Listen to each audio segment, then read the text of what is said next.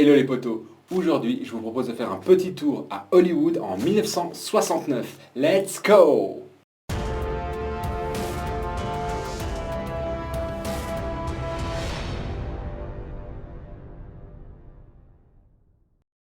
On se retrouve donc avec Once Upon a Time in Hollywood, réalisé et écrit par Quentin Tarantino, à qui on doit notamment le cultissime Pulp Fiction, Jackie Brown ou même Kill Bill et Kill Bill volume 2. Côté acteur, on a Leonardo DiCaprio qui joue le rôle de Rick Dalton. Alors Leonardo DiCaprio, il était connu grâce notamment à Titanic, il était dans le superbe film de Christopher Nolan, Inception, et il a enfin reçu son Oscar grâce au film The Revenant. Le deuxième acteur, Brad Pitt, qui joue le rôle de Cliff Booth. Moi, je l'ai connu personnellement grâce à Entretien avec un vampire, aux côtés de Tom Cruise. Alors, c'est un film sur les vampires, mais très très loin de ce qu'on voit dans les films d'horreur. C'est un film sur les vampires, mais un peu plus différent, une autre vision. Je vous le conseille. Brad Pitt, c'est aussi Seven, avec à côté de Morgan Freeman, et plus dernièrement, mais pas trop, World War Z. Le dernier, et là c'est une actrice, c'est Margot Robbie qui joue le rôle de Sharon Tate. Alors, elle, on la connaît surtout pour Harley Quinn dans Suicide Squad, mais elle a aussi joué très dernièrement dans Moi, Tonya, donc c'est le film qui retrace la vie de Tonya Harding, la patineuse, et elle a été connue grâce au film Le Loup de Wall Street. Voilà pour le casting, on passe maintenant à l'histoire. En fait, on se retrouve en 69, on est avec Rick Dalton. En fait, c'est un acteur des années 50 à 60 qui a énormément de succès, surtout dans les séries et films de western. Mais on arrive au début des années 70, on est en 69 très exactement comme je l'ai dit, et sa notoriété est en train de descendre vraiment très très fort. Heureusement à côté de lui, il a son cascadeur, sa doublure, Cliff Booth, qui est non seulement sa doublure, c'est aussi son homme de main qui lui fait tout. Il lui sert de chauffeur, il lui sert de réparateur, il lui sert, c'est lui qui va faire ses courses et tout, et c'est son seul ami. Et Cliff Booth à côté, il a une vie un peu violente. Je vous en dis pas plus. Sharon Tate, elle, c'est la toute jeune actrice qui vient d'arriver sur Hollywood. Elle vient de se marier à Roman Polanski, le réalisateur connu. Et elle fait ses premiers pas en tant qu'actrice et donc elle est complètement intimidée par ce milieu hollywoodien. Voilà pour le synopsis. On retrouve maintenant avec la critique. Donc on commence avec Leonardo DiCaprio, pardon, je me perds un petit peu. Leonardo DiCaprio. Alors, Leonardo DiCaprio, moi je suis pas objectif avec cet acteur-là, parce que je le trouve juste, c'est un des meilleurs acteurs du 21e siècle, un des derniers en tout cas, sortis. Je trouve qu'il arrive à donner toujours de l'intensité à ses personnages, une dimension, quelque chose de touchant à chaque fois à ses personnages. Dans ce film, il déroge pas à la règle. Il interprète donc cet acteur qui est en fin de carrière, qui est complètement seul. Son seul ami, c'est son assistant, donc c'est son employé, quoi. Il est complètement accro à la clope, mais vraiment très accro à la clope. Il est accro à l'alcool. Voilà, c'est un gars un peu une épave, quoi. C'est un gars qui va devenir une future épave. Voilà, il n'est pas marié, il n'a rien. Et justement, DiCaprio, avec justement, ses expressions faciales, avec ses tics et tocs qu'il met justement à ses personnages, vous savez, la toux un peu qui sort la clope, vraiment qui donne vraiment cette intensité au personnage. Et après, c'est dans le regard. Voilà. Je trouve que je ne peux pas expliquer pourquoi, mais je trouve que Leonardo DiCaprio, il est touchant à chaque fois qu'il interprète un rôle. Donc voilà, je ne peux pas être objectif avec lui. J'aime Leonardo DiCaprio, je le trouve incroyable comme acteur. Après, on a Brad Pitt, qui pour moi est le seul gars de son âge, le seul acteur de son âge à peu près, à rivaliser avec son talent. C'est un excellent acteur. Là, en l'occurrence, c'est un personnage un peu plus premier degré, quoi. Cliff Booth, c'est un mec un peu violent, extrême. C'est un cascadeur, il cherche l'adrénaline, le mec. Donc c'est l'adrénaline dans les drogues, dans la conduite, dans la bagarre, dans tout. C'est un gars qui cherche vraiment l'adrénaline, qui cherche vraiment à être ultra extrême dans ce qu'il fait, quoi. Donc du coup, il est moins complexe que Rick Dalton. Cela dit étant, Brad Pitt, il le joue. Voilà, il a quelque chose qui fait que il arrive à nous rendre ce personnage hyper attachant et en même temps hyper drôle aussi. Donc voilà, il fait un excellent travail, Brad Pitt, comme d'habitude. Après, Brad Pitt, moi personnellement, c'est un aparté, voilà, mais Brad Pitt, je trouve que c'est un gars qui choisit pas forcément bien ses films. Mais par contre, il joue très bien ses rôles. La dernière, Margot Robbie, alors elle, on la voit très peu. Honnêtement, on la voit une demi-heure du film. Et elle a quand même une scène entièrement pour elle. Moi, je me suis basé sur cette scène-là. Et elle joue une Sharon Tate assez intéressante. C'est une Sharon Tate assez intimidée. Elle connaît pas Hollywood, elle vient d'arriver, elle vient de se marier, etc. C'est son premier film. Elle a besoin de reconnaissance en fait. Elle cherche vraiment à être reconnue par par le public, par la profession et tout. Donc on a une Sharon Tate assez intimidée, mais assez excitée en même temps.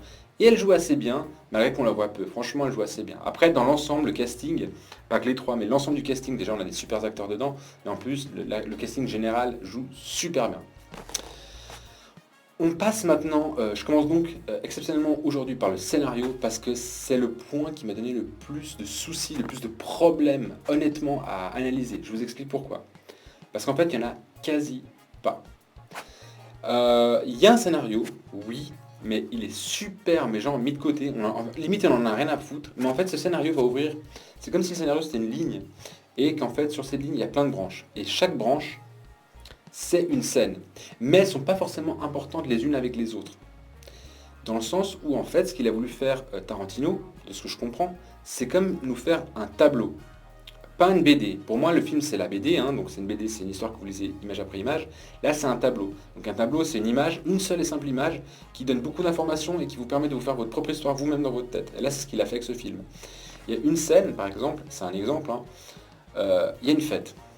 C'est une fête dans un manoir hollywoodien. L'organisateur, c'est une célébrité d'Hollywood.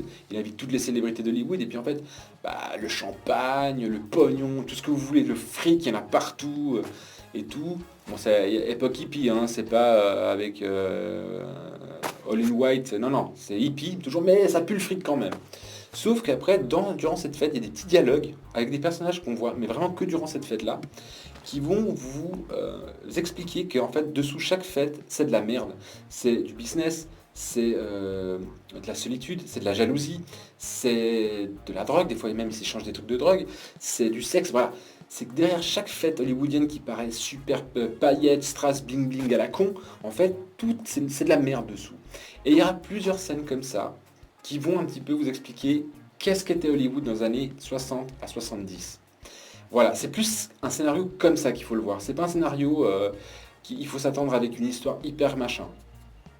Après, ce qui est cool, on s'attache quand même aux acteurs, malgré que le scénario, il n'y en avait pas vraiment, parce que en fait, c'est vraiment Brad Pitt et Leonardo DiCaprio qui vont donner de l'intensité à toutes ces scènes-là. C'est eux qui vont vraiment donner de la patate à ces scènes. Donc pour le coup, ils sont super attachants. Et vraiment, le dernier truc hyper intéressant de ce film, malgré qu'il n'y ait pas de scénario, il y a un twist final. Les 30 dernières minutes, elles sont bestiales, elles sont monstrueuses, elles sont vraiment incroyables. Je vous en dis pas plus. Je pars maintenant sur le décor et l'ambiance, et là je veux vraiment aller super vite sur le sujet parce que je trouve que Quentin Tarantino, c'est un réalisateur qui est justement très très très très très bon pour ça. C'est quelqu'un qui a beaucoup travaillé avec tout le système rétro, vintage, voilà, c'est quelqu'un qui travaille énormément avec du vintage, que ce soit avec ses décors, que ce soit avec ses costumes, que ce soit avec sa façon de filmer. Par exemple, ici, il a toujours, par exemple, dans les vieilles voitures américaines, les muscle cars, décapotables, les caméras embarquées. Vous savez, les vieilles voitures américaines, quand on roulait vite avec, elles tremblaient de partout. Et justement, là, quand on voit l'acteur avec la caméra sur l'épaule, il roule à fond les ballons. Et la caméra qui filme, elle tremble de partout et tout. Et du coup, ça donne une intensité à la scène hyper violente. Genre, on voit une scène comme ça dans Kill Bill, je crois que c'est le premier ou le deuxième. Il y a une scène comme ça où on voit justement Béatrice Kiddo conduire et justement cette façon de filmer avec la vieille voiture. Bon, voilà, ça c'est typiquement du truc des années 60-70. La pellicule qu'il a utilisée, typiquement, voilà, c'est une pellicule avec un peu de grain et un peu de grain. C'est pas des pixels, c'est vraiment du grain. Et c'est un peu jaune, comme un vieux film. Voilà, tous ces petits éléments qui rajoutent. Ah, il y a un truc aussi super intéressant. Vu qu'il y a énormément de passages de scènes avec des voitures, en fait, il a mis la radio dedans. Et la radio est constamment allumée, tout le temps. Et la version française a eu l'intelligence en plus de ne pas faire une version française, de garder la version originale. Donc, quand on entend la radio, on a la musique, qui fait les musiques de l'année 69, et l'animateur de l'année 69. Vous savez, c'est les animateurs américains, And now we're gonna to listen. Voilà. Et du coup, ça ambiance encore davantage. Tous ces éléments mis bout à bout font que voilà, l'ambiance et le décor de Tarantino, c'est toujours incroyablement bien foutu entre la pellicule, tout. Enfin, vraiment, voilà, il n'y a rien à dire. On passe maintenant à effets spéciaux et cascades. Alors, il n'y a pas vraiment d'effets spéciaux. Il n'y a pas de cascade à proprement parler non plus. C'est plus des effets visuels. J'explique. Genre, à un moment donné, ils passent la bande-annonce de la première série dans laquelle Rick Dalton apparaît. Et c'est une série qui apparaît dans les années 50. Donc du coup, on a une bande-annonce en 4 tiers. Hein, là, maintenant, les télés sont toutes en 16/9. À l'époque, c'était du 4 tiers, en noir et blanc. Mais noir et blanc, mais granulé. Hein, c'est-à-dire vraiment pourri, quoi. Et avec un son, vraiment des anciens postes télé, vraiment pourri, le son dégueulasse. Parce qu'à l'époque, on ne faisait pas un son aussi nickel que maintenant. Un son dégueulasse. Et voilà, ça c'est un effet, une touche visuelle. Autre chose qu'il a fait, à un moment donné, il y a un réalisateur qui parle avec Rick, qui dit écoute mon pote, je vais t'offrir, je sais que t'es dans la caque et tout, dans la merde, je vais t'offrir un peu, j'ai trouvé une solution pour toi pour que tu puisses remonter. Voilà, je te verrais bien jouer dans un film où genre tu cours et tout, machin, il lui explique tout un bordel comme ça. Tu cours, tu sautes d'une falaise et hop, en plein vol, tu chopes le parachute avant de tomber. Et au moment où il explique, le réalisateur, eh ben, on voit la scène, il fait comme ça le réalisateur, puis hop, et tout à coup on voit Leonardo DiCaprio dans la scène et hop, courir et hop, choper. Pour mettre en situation, pour mettre vraiment voilà ce que le réalisateur il a dans sa tête. Après, un autre effet super intéressant. Ah ouais, il y a un effet super bien foutu. À un moment donné, alors je sais plus exactement ce qui se passe, mais en fait, il y a Rick et Cliff qui parlent. Je vous fais genre la scène, genre Cliff il est tranquille assis comme ça en train de boire son café et tout. Puis Rick il fait écoute, bois vite ton café, je préparais la bagnole, les clés, on va braquer la banque d'en face. Et puis au bout d'un moment, il y a un gars, un narrateur, une voix off qui vient dire est-ce qu'ils vont réussir à voler le joyau de la couronne? Est-ce qu'ils vont réussir à atteindre Mexico sans alerter la police? Vous le saurez en voyant braquage à l'hollywoodienne. Voilà, et voilà, ça fait une bande-annonce. En fait, en gros, la scène donne naissance à une bande-annonce des années 70, enfin 60-70. Voilà, c'est tous des petits éléments artistiques comme ça que Tarantino il a mis dans le film qui font encore une fois nous montrer voilà un type d'abondance qu'on pouvait voir, voilà un type d'émission radio qu'on pouvait voir, voilà le type de fête avec la merde dessous qu'on pouvait voir, et tous des éléments comme ça. Donc vraiment, pour vous donner un espèce d'ensemble, j'ai un peu l'impression qu'en fait, c'est super psychologue de comptoir, je vais vous dire, ou philosophe de comptoir, enfin peu importe, mais c'est l'idée. C'est voilà, tous ces petits éléments, tous ces effets, tous ces petits décors, tous ces petits rappels, c'est la couleur de son tableau. Donc voilà, moi je vois ça comme ça. Après, je suis peut-être je vais trop loin peut-être, mais c'est comme ça que je le vois. Voilà, alors maintenant je pars dans la conclusion. Qu'est-ce que je peux dire de ce film? Alors, est-ce qu'il est bien? Oui, mais particulier. Alors, les points positifs, hein, si je vous disais d'aller le voir, ce serait pour le twist final, parce qu'il est monstrueux. Les performances d'acteurs de tous les acteurs, mais particulièrement de DiCaprio et de Pitt, c'est vraiment des super acteurs. Pour l'ambiance et pour l'expérience. Ça, c'est vraiment... vous pouvez y aller les yeux fermés, pour le coup. Point négatif, gros point négatif, c'est le scénario. Si vous attendez un film avec un scénario cousu, mais vraiment un truc complexe et tout, laissez tomber. Vous allez vous faire chier. Juste la dernière demi-heure, vous allez bien rigoler. Les 2 premières heures, il dure 2h42, hein, donc les 2 premières heures, vous allez vous faire chier, mais comme jamais, quoi. Parce que il n'y a pas de scénario. C'est des micro-scènes, voilà. Et qui vont créer ce tableau-là, comme je vous dis. Donc si c'est un scénario que vous attendez, n'y allez pas. Mais par contre, c'est un film qui est vraiment intéressant dans son concept. Si vous voulez, moi, je suis allé le voir, j'ai passé un bon moment. Par contre, je n'irai pas le revoir. Voilà, c'est une expérience. Donc voilà, je pense que j'ai fait le tour. J'espère que malgré cet avis un peu difficile, je peux pas vous dire si oui ou non, mais enfin bref, vous allez quand même aimer la vidéo. Si c'est le cas, vous n'hésitez pas à vous abonner à ma chaîne.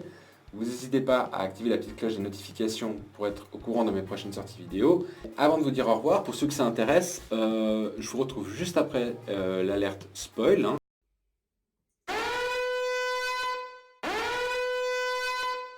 On se retrouve donc avec le spoil, mais cette fois-ci en 3 points. J'ai décidé de faire en 3 points et pas en 4 parce qu'en fait, comme je vous dis, il n'y a pas vraiment de scénario, il n'y a pas vraiment d'histoire, si ce n'est un gros spoil, un seul gros spoil qui est le twist final. Mais vraiment, le reste, c'est vraiment un film, comme je vous dis, c'est plus un film à contempler et pas à suivre. Il n'y a pas vraiment une vraie histoire intéressante, vraiment complexe. Voilà. Je vais vous donner en fait juste 3 points de spoil, juste pour bien vous expliquer pourquoi, qu'est-ce que je voulais dire par certains éléments que je dis qui n'étaient pas précis. Je commence déjà par Sharon Tate, donc Margot Robbie. Justement, Sharon Tate, à ce moment-là, en fait, elle a besoin de savoir, elle a fait son premier film, elle a besoin de savoir si elle plaît. Et elle va incognito, un peu discretos, au cinéma du coin d'Hollywood. Et en fait, elle va juste là-bas pour voir si les gens l'acceptent. Et du coup, il y a une espèce d'interprétation de la part de Margot Robbie, hein, donc, où elle, voilà, on voit que c'est une actrice qui est un peu intimidée par Hollywood, mais en même temps elle est excitée de savoir qu'elle plaît, et qu'elle fait rire les gens, et qu'elle émeut les gens.